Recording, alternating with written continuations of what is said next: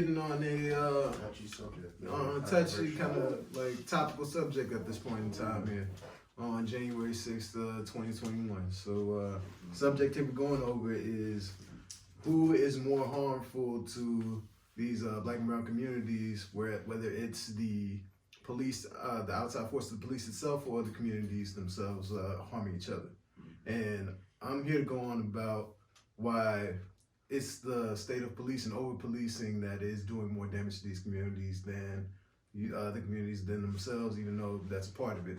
And just before I kind of go into it, none of this has an easy answer, and it's just like kind of just perspectives, kind of just sharing on and like just touching on certain just factors and influences within this whole thing. So I say that the police do more damage because, like, I just have to go back in history and just observing like the struggles between Black communities and the police, which has a rugged and kind of bloody history to it as well. So in light of that history, it leaves a trail of trauma, whether it comes from their origin of the South, where it started off as a slave patrol between the 17 and 1800s, and in the North, it was purposed to quell labor strikes and riots against the rich, and its presence being the aid of the ruling class of people in this country, which is pretty much why I say that it's like, it's something that they had just the base and the foundation of it, what it's evolved to today,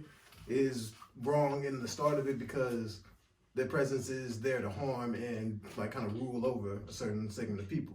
And so when you have that, it doesn't bode well for just the people that it's set to, that it was created for to do, because today still like it's made for the ruling class in society. Like it's to their aid, but to those people that they're ruling over, it's just, it does more damage than we can to ourselves, because like it could influence us to even point at ourselves to do their own work and their own agendas. And so because of that, that's why I say that it is because of, I say it's them, and I can go on more on that, but that's just me from the start right here going on to it. And I'm gonna tell you why I think it's more of the people in the community. And before I get started, I am no shape at all an advocate for police brutality at all. I mean, we're for Black men. I don't think none of us are. And my whole thing that I'm going to use is that frequency triumphs popularity. And what I mean by that is when you turn on the TV, national television, and you watch the news, what sells? Controversy sells. So therefore, you know, when you see a cop and he's in a neighborhood that he obviously probably does not live in, that he's patrolling, and that, you know, he's usually harassing a Black man, it's going to make national news. Of course it is. The problem with that is we all know that this harassment is bullshit and it needs to stop. Let me start off by saying that. I think we all can agree on that. Mm-hmm. But to my point again, I'm just going to say it's more frequent with the people itself, you know, imposing harm on each other. I'm not even going to use the color Black on Black crime or white on white crime. You're in the community based on the people that you're surrounded on. So color really doesn't mean anything. It's just the community yourself and the surrounding and the environment and the lack of money that may drive some of these motives of what people are doing. It was a quote that Trump used in his 2015 campaign election, and he said 97% of Blacks are killed by Blacks and 80% of whites are killed by Black people. So the fact check people checked that, and they said actually only 14% of whites are killed by Blacks. But, however, when they did the other number, it was that 90% of those people are killed by the same race. St. Louis as itself. You know, we are a very per capita death rate, homicide rate. I think we are the highest per capita base in the United States. We're top three at least. Like, no, it's number one. Because Chicago has the most deaths, but they have like 2 million people versus our 262 and 300,000. So if we had 2 million people in the city to kill, we would have our number would be higher. You know what I mean? So what I mean by that is find somebody to get. yeah, it's sad. My thing about that is, Rod, which one is, I'm gonna ask you this question: are you more worried about a cop? I hate to ask it this way. Are you more worried about suicide from a police officer or someone in your community? It depends where you're at, honestly. But you know, some spots be more, you gotta be on alert of, like, they kind of has to deal with poverty and stuff. But like, just on a given interaction, like, we've seen multiple times documented how just a traffic stop can be somebody's last thing they do here. I mean, but St. Louis alone, like, it's like they've tried to improve on certain things as far as like frequency of stops and just like less like BS stops and stuff, just in light of everything being exposed and recorded now. But at the same time, like, I can totally see, like, just walking around certain parts of here, like, you know, you gotta be at more danger, like, just gotta be on your P's and Q's, just being in the spots. I want to ask a question on that just real quick. So kind of like how he said it, what would you be more afraid of seeing in your rearview mirror, a cop or a fellow black man? If I see somebody behind my, I'm like, oh. Unless you committed, like, unless you live in a certain kind of lifestyle where you have to be looking out for people, like looking for you. Exactly. But if you're a you know, general adult, like, live a basic life, you don't have people out here looking to kill you. No. But even if you're living a basic life, I feel like you can still have the police pull you. You know what I'm saying? I just want to ask that question. Yeah, I can. Okay, good question. So basically, I can be driving my car or whatever. I see what Chris is saying. You know, I see that damn police sirens, and he's like, "Oh, I'm a nigga. I know he about to pull my black ass over." But you know, you could be in St. Louis too, and you be like, "Oh shit, maybe you in the wrong hood." And you're like, "Oh, you know, these cats be acting up." It just depends where you are. Yeah. Scenario means everything. Location means a lot too, and also the way you live plays a big part into it. Because you know, if you out here like that, you always gotta have the look on your shoulder. I know some few people like that. You know, that I worry and I pray about all the time because that's the lifestyle you do not want to live. Because if you live by the sword, you die by the sword. And then you know, thug life only you end up in two places: in the grave or in prison. So that's like that's why I was saying the game in itself running like that, like you're saying, it's like it's got certain limits and parameters to where you know there's just the risk of occupation, like, type deal. But going back to what I was kind of mentioning before, as far as like the history of it all and just the trauma that it has, there was a study done I found on Healthline and the National Center for Biotech Information. Trauma has been studied and observed to be found that it can be passed down through offspring.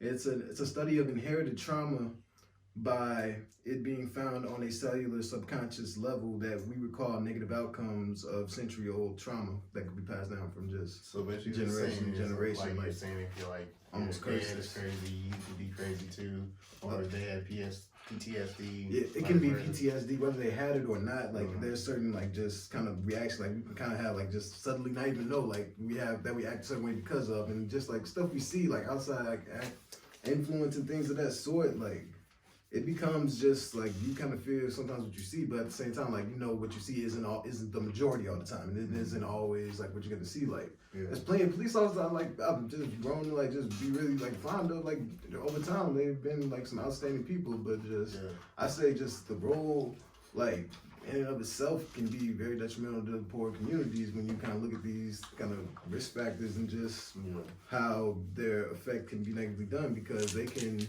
overstate, like they can exasperate certain things as far as like kind of crimes and like kind of make things more so than what they are, whether they have to get like their stats and things of that nature there for their departments, but at the same time, like just it can perpetuate just traps and just generational curses in the way if like you got heads of households being just locked away for time, or like just being disconnecting like just the family structures and whatnot. Like it's just it's a situation where it can like just their influence in that, and just like how the law has been established for black people in this country to where we're still trying to fight for just equal footing in a way, catch up in a certain like race that we've been in, even though they want to like, even though it was cut off and like just redirected, like the path redirected a little bit just to where they want to say it's more even now. But when you have forces like that, it's kind of like it's kind of thing that kind of wipes the board sometimes in a way, even if you're making progress in a certain like kind of way. When you look at like Tulsa bombings and things of that sort, where we try to like get up by these bootstraps, but at the same time,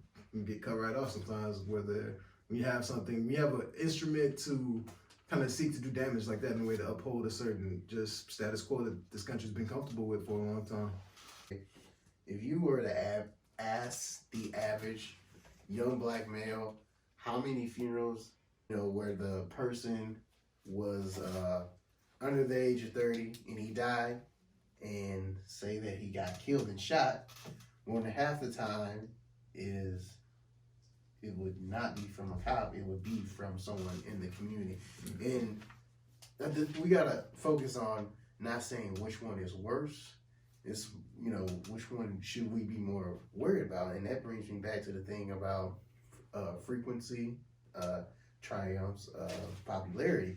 And since it happens so frequent, especially in our city, therefore we should be more worried about it. I have 2 examples, personal experiences. So my own brother, it's ironic how we're doing this debate. His birthday is today. It would have been his birthday. But he died 2 days after his birthday. You know how he died? It was not from a cop. He was killed. Now, they say, now I don't really want to go into too much depth in that. They say it was an accident, but I was not there, so I cannot confirm that. But we know for a fact, my other cousin, who also was killed by a black man, it was not an accident, and those guys are still not found. So my question to you is, how do we fix this problem in the St. Louis community, especially since data that I looked up, this year in 2020, St. Louis had its highest homicide rate in 50 years with 262 homicides, and they were broken down into neighborhoods, and I'll just name a few. JVL was Jeff Vanderloo, for people who don't know, was first at 16. Walnut Park was so bad that they break it down to west and east. 13 for west, 10 for east, and then Hamilton Heights had 12.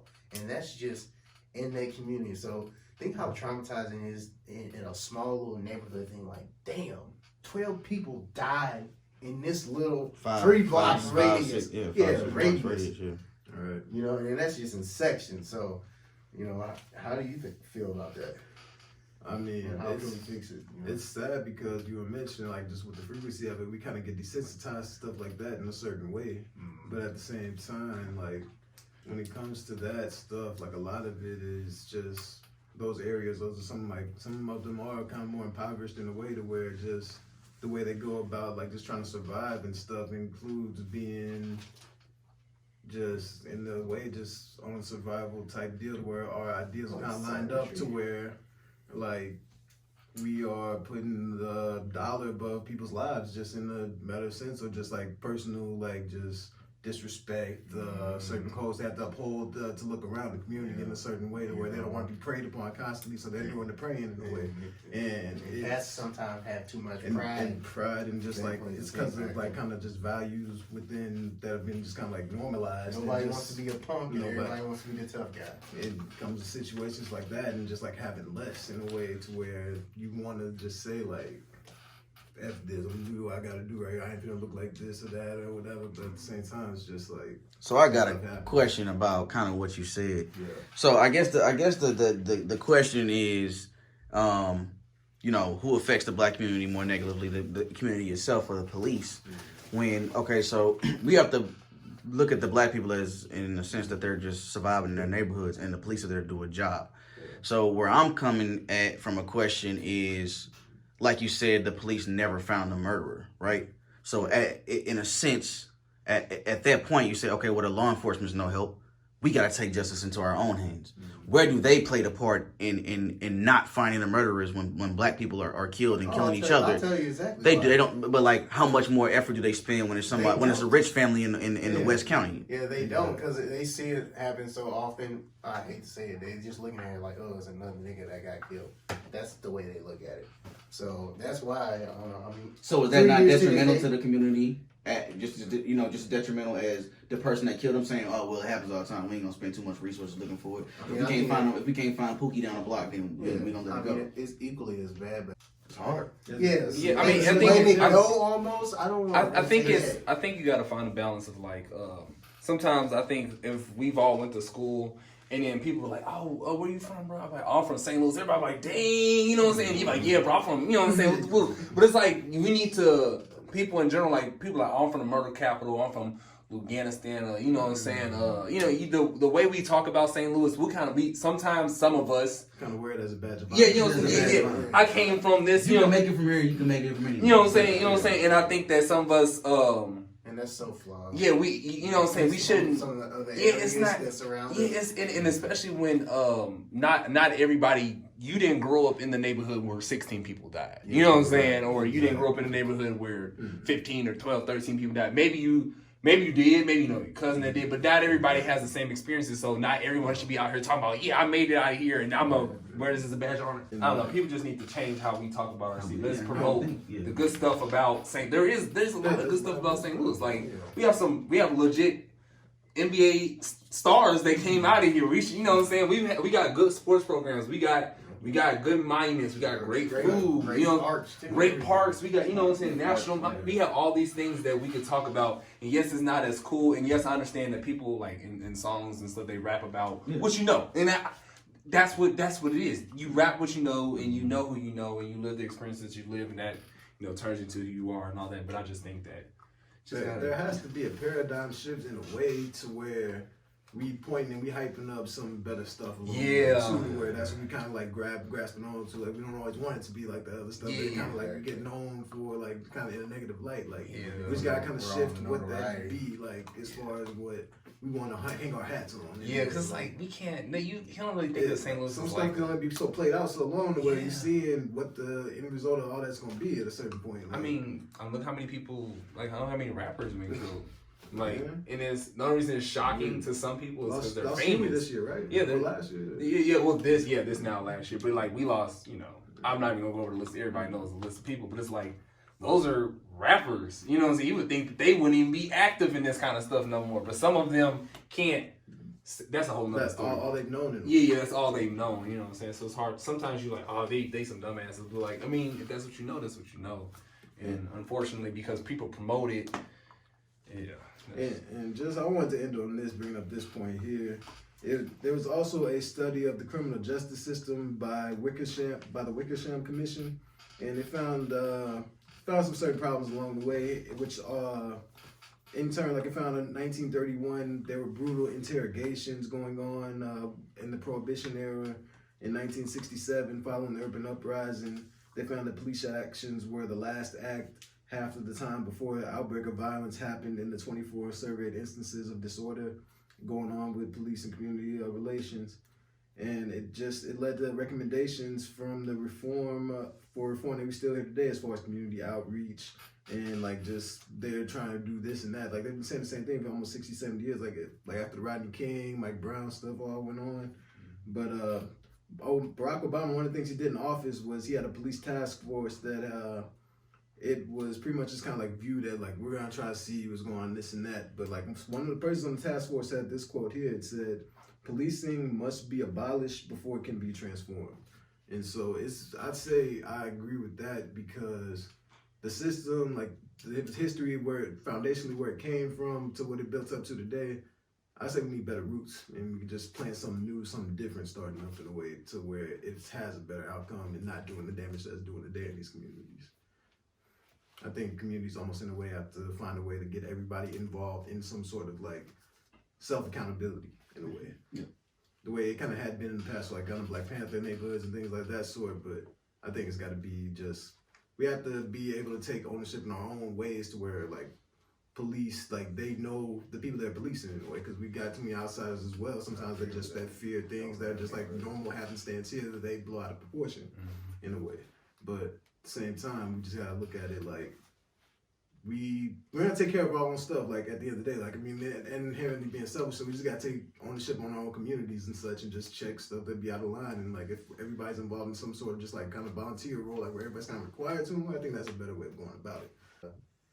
be more responsible, let things go, and just find better ways to make peace. Yeah. Gotta do better. Yep.